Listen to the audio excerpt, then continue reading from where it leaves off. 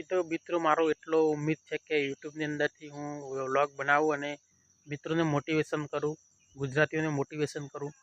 બાકી બસ મારી એ જ ઉમ્મીદ છે કે હું યુટ્યુબની અંદર આગળ જઉં અને પોતાના સપના સાકાર કરું એવી ઉમ્મીદ છે. ને બાકી તમે બધા મને સાથ સહકાર આપો એટલી મારી તમને બે હાથ જોડીને વિનંતી છે. વ્લોગિંગ વિડીયો કરું છું યુટ્યુબમાં અને બાકી બાહ્ય નોલેજની હું તમને વાત કરું તો હું યુટ્યુબમાં તમને બીજું પણ નોલેજ આપી શકું છું, પરંતુ અત્યારે મારી જોડે કંઈ સેટઅપ નથી, સારું સ્ટુડિયો નથી, એટલા માટે હું તમને કંઈ સારી માહિતી નથી આપી શકતો બીજી કંઈ. બાકી હું તમને યુટ્યુબમાં બીજું બાહ્ય નોલેજ પણ આપી શકું છું, પણ અત્યારે કંઈ સેટઅપ નથી એટલા માટે તમને નથી આપતું, પરંતુ થોડા ટાઈમ પછી કરીએ કંઈક એટલે સારી માહિતી હું તમને આપીશ. બસ અત્યારે તો અહીંયા ખેતરોમાં આવ્યો છું, ગઈકાલે આવ્યો હતો ને ત્યાં જ. બાકી તો મિત્રો મારો એટલો ઉમ્મીદ છે કે યુટ્યુબની અંદરથી હું વ્લોગ બનાવું અને મિત્રોને મોટિવેશન કરું, ગુજરાતીઓને મોટિવેશન કરું.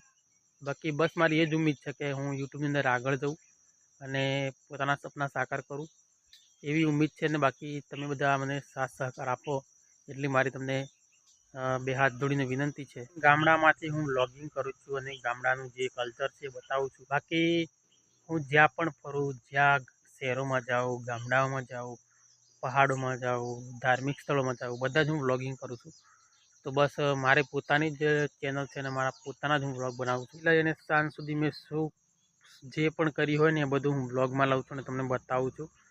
તો તમે કંઈક મોટિવેશન થાઓ, કંઈક તમે શીખો, એ જ મારી ઉમ્મીદ છે. બાકી બીજી કોઈ ઉમ્મીદ છે નહીં. તો અત્યારે હું અહીંયા મસ્ત આ બ્લોગ ના બનાવું ને તો મસ્ત હું આરામ કરી શકું એમ છું, મસ્ત ફરી શકું એમ છું, પરંતુ હું તમને મોટિવેશન કરવા માગું છું અને મારાથી કંઈક શીખે ગુજરાતીઓ એટલા માટે હું વ્લોગિંગ કરું છું. બાકી હું વ્લોગિંગ ના કરું ને તો પણ ચાલે એમ છે અને મસ્ત રહું એમ છું, કોઈ ટેન્શન લેવાની જરૂર નથી. બાકી તમારા માટે જ વ્લોગિંગ કરું છું અને કોઈક મિત્રો મોટિવેશન થાય કે શીખે ને એટલા માટે.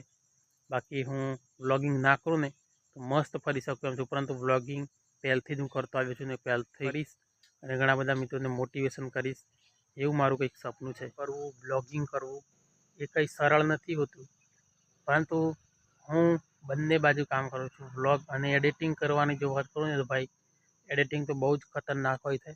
એમાં તો લગભગ આપણું મગજ હેંગ મારી જાય અને લગભગ 1 કલાક તો આપણો બરબાદ થઈ જાય.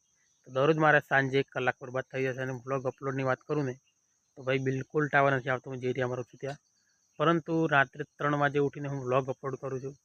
રાત્રે 3 વાગે ઉઠવાનું કારણ એ જ છે કે જ્યારે હું રાત્રે 3 વાગે ઉઠું ને ત્યારે એટલું બધું ફૂલ નેટ આવે ને કે 1 કલાકનો બ્લોગ કેમ નથી, 10 મિનિટનો બ્લોગ કેમ નથી, પણ એ બ્લોગ 2 જ મિનિટમાં અપલોડ થઈ જાય. એટલું બધું નથી આવતું, થોડું આવે છે.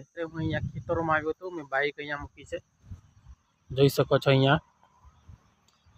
તો અહીંયાથી આજે ઘાસના ભારા લઈ જવાના છે ખેતરમાંથી. તો ખેતરમાં આવી છે મમ્મી, અહીંયાથી બાઇક મેં મૂકી છે અહીંયા અને રસ્સી પણ પાછળ લબડે છે, જોઈ શકો છો. 2 ભારા બાંધવાના છે. તો હવે અહીંયાથી ખેતરમાં જઈશું હું અને 2 ભારા લઈને આવું, બંને વારા પરથી લાવી. ચલો જઈએ ખેતરમાં.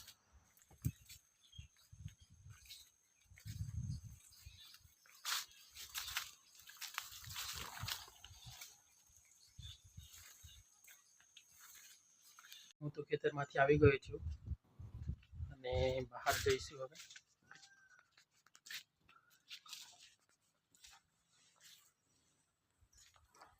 બહારનું મોસમ તમે જોઈ શકો છો.